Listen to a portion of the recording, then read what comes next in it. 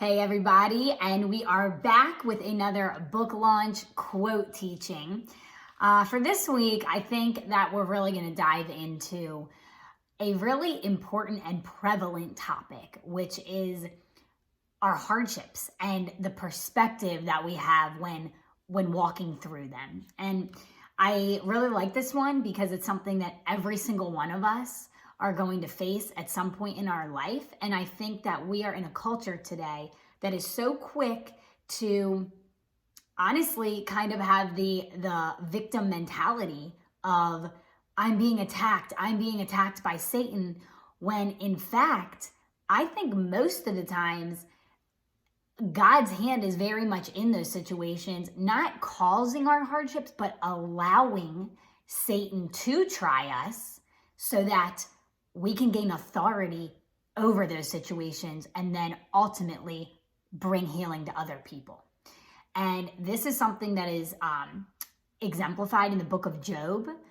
Job was one of the most righteous people on the earth at that time. And it talks about a conversation between Satan and God, where Satan is looking down and saying to God, look at your righteous man Job. I bet that if I went and inflicted some pain upon him, that he wouldn't worship you. And the Lord said, okay.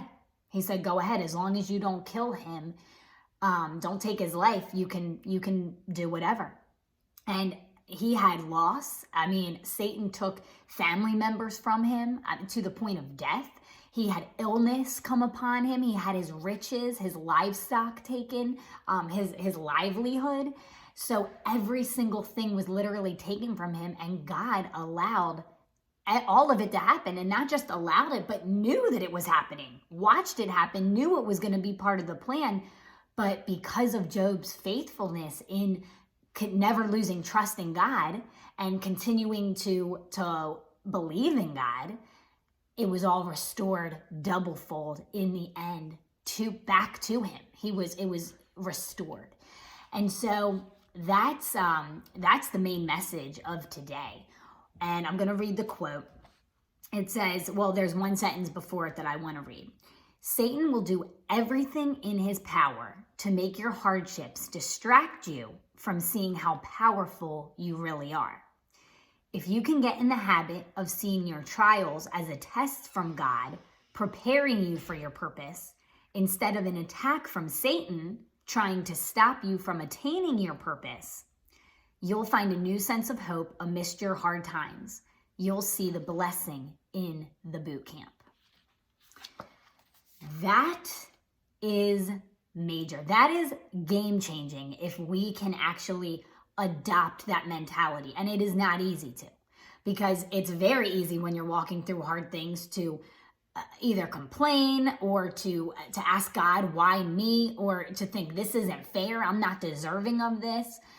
Every single one of us, I know I have definitely asked those things before if certain hard things have come, at certain times.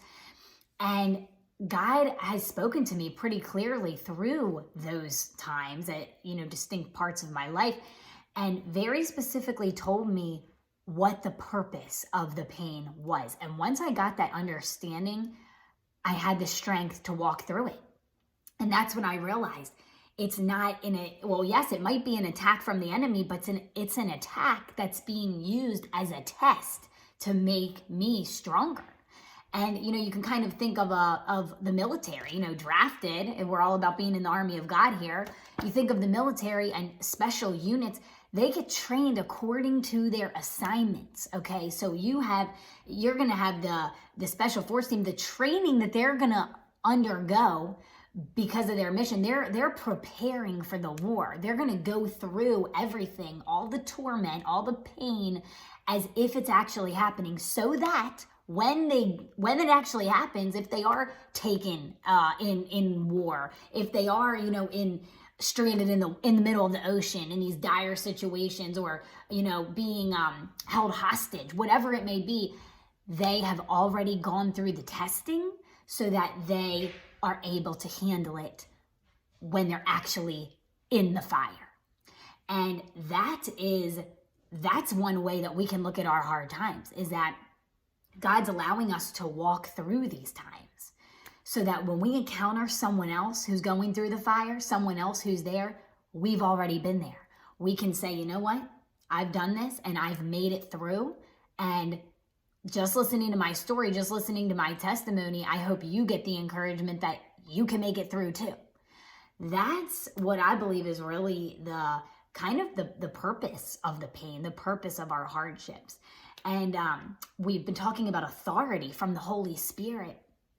This is one of those ways that we get that authority. If you're not sure how, what your purpose is in life, if you're not sure what, what that authority of the Spirit looks like for you, one of the ways that you, I think, can kind of gauge that is by asking yourself, what is the hardest thing I have walked through, or maybe I'm still walking through it now?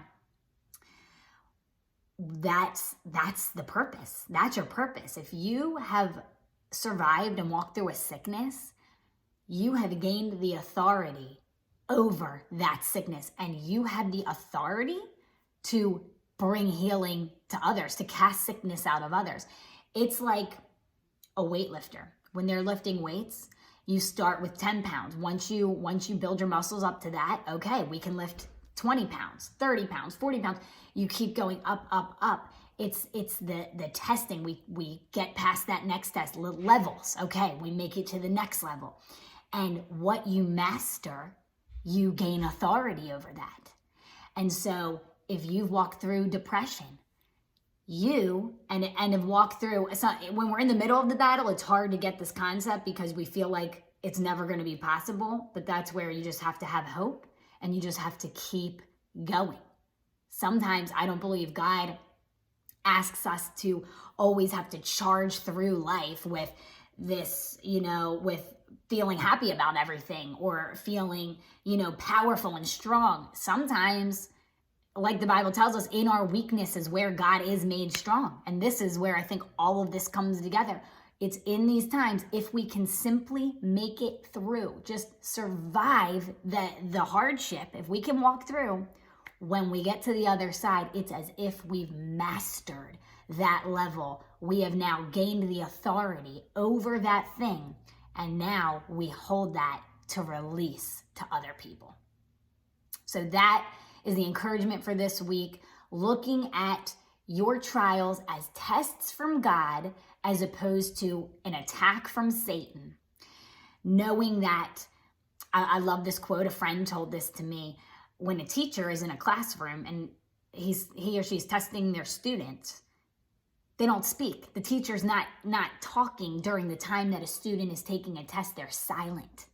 And that's because they're waiting to see what the student does. They're waiting to see what the student knows. I do believe that God works the same way in our lives. Sometimes when we can't hear him, it doesn't mean he's not there. It just means that he's watching from behind, waiting to see what we are going to do. And so that's just a little encouragement for this week. Congratulations to Evan McGirt, who won the drawing last week. I am so happy. Evan has been on this journey with me since day one, beginning since college. And so I'm happy for you, girl. Your gift card's coming soon.